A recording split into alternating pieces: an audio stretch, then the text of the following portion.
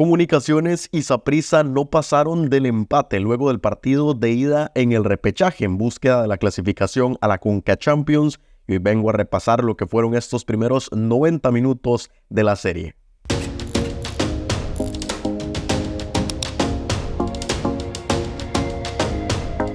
Bueno, partido que yo creo que deja conclusiones preocupantes para los dos equipos, ambos iniciando un nuevo proceso. Comunicaciones con Ronald González, Saprissa con José Yácone. Recordemos que ambos equipos vienen de la eliminación en los cuartos de final, por eso es que están aquí en el repechaje, y ambos que pues tuvieron que cesar a sus respectivos técnicos, Willy Coito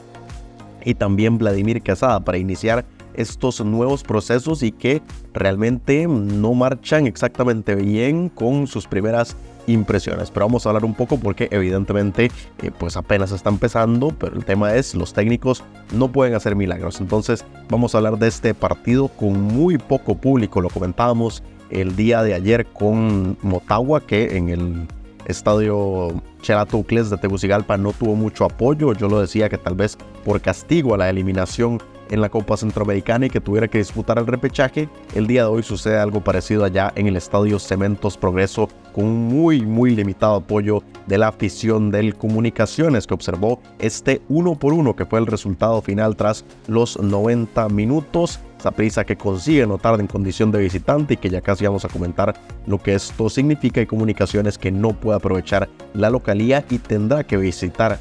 o que más bien conseguir el resultado en condición de visitante cuando la próxima semana vaya a Costa Rica a buscar la clasificación para la Conca Champions. Pero hablemos un poco de un partido que empezó con un ida y vuelta. De hecho, fueron dos partes muy definidas. Los primeros 45 minutos más repartido el dominio de ambos equipos. Comunicaciones por momentos se veía mejor. Empezó a darse cuenta de que Saprissa, con la línea de 5 que plantó, tenía unos huecos entre los tres centrales y los dos carrileros, digamos, en esos extremos. Comunicaciones le hizo mucho daño al conjunto morado. José Contreras se retrasaba mucho para pegar envíos por los costados para que así aparecieran futbolistas como Eric Lemus, el mismo Londoño que fue el mejor futbolista de Comunicaciones en todo el partido. Yo creo que fue el que más lo intentó, el que estuvo más claro, el que más incomodó a la defensa contraria. Y como les decía, esos huecos detrás de los carrileros del Saprissa, Comunicaciones los empezó a aprovechar muy bien para llegar hasta línea de fondo y enviar los centros. El tema es que muchas veces se equivocaban enviando balones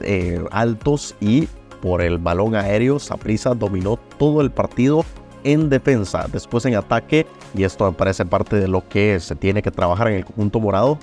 hoy Comunicaciones en ningún momento pudo ganar a balón parado en ese tipo de ocasiones, y Saprissa siempre lo dominó, pero cuando el conjunto morado atacaba fue limitadísimo en ese sentido. Entonces, bueno, contrastes que tiene que trabajar José Yácone en este nuevo proceso, pero como les decía, Comunicaciones aprovechó muy bien esto, pero ya la definición y las decisiones en el último cuarto de cancha no eran lo suficientes como para poder hacerle daño al conjunto morado, y un Saprissa que lo hacía más por dentro, tratando también de aprovechar el contragolpe, sobre todo con mucha velocidad, en especial de Luis Díaz, que fue por la derecha el que más incomodó en un primer tiempo, el que se vio muy limitado el conjunto morado, sin ideas, nada nuevo de lo que ya hemos comentado a lo largo de no solamente esta Copa Centroamericana, sino también previamente un Saprissa que no sabe cómo atacar, que depende mucho de chispazos de varios futbolistas, porque si no, en juego colectivo es muy limitado lo que propone el conjunto sapricista. Y así fueron avanzando los minutos hasta que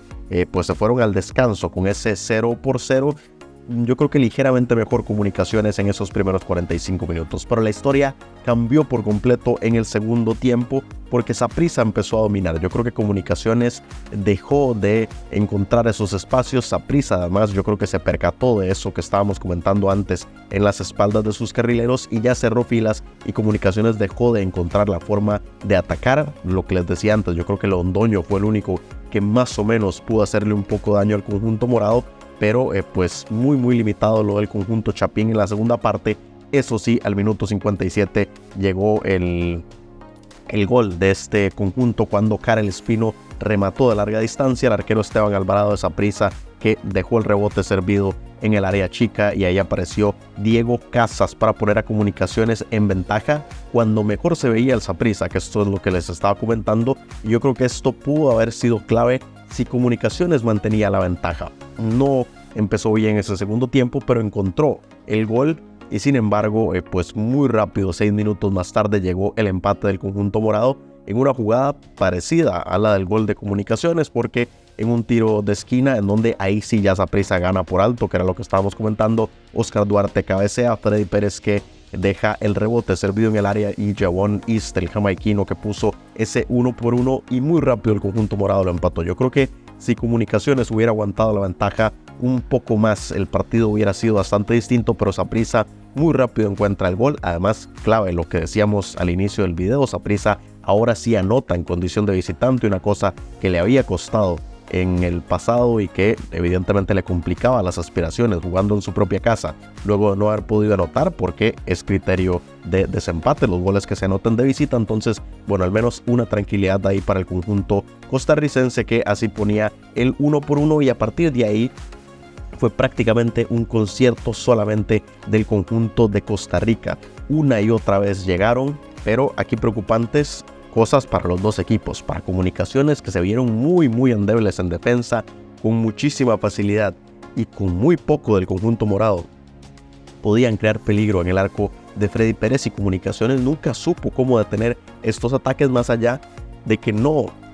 se convirtieron en goles por malas decisiones y malas definiciones del conjunto sapricista, y esto es lo preocupante del otro equipo. Por eso les decía que hay cosas en ambos procesos que hay que trabajar muchísimo. De Comunicaciones, que les llegaba muy fácil, que una y otra vez les crearon peligro y que perfectamente pudieron haber perdido el partido, y de Saprissa, que no se tomaron buenas decisiones, y hubo unas 3-4 ocasiones en las que el conjunto morado pudo haberle dado la vuelta al marcador, pudo haber sacado la victoria de suelo guatemalteco, y no lo pudo aprovechar, con un par de méritos de Freddy Pérez, que en un par de ocasiones sí detuvo los remates, pero insisto, ocasiones en las que un equipo mejor preparado en ofensiva hubiera aprovechado y hubiera anotado 1 o 2 goles, y Saprissa pudo haberse llevado esos 3 puntos en su visita a Guatemala, pero no lo hizo. Fueron avanzando los minutos, ya de hecho en los últimos 5, 6, 7 minutos Comunicaciones tampoco sufrió tanto, porque pudo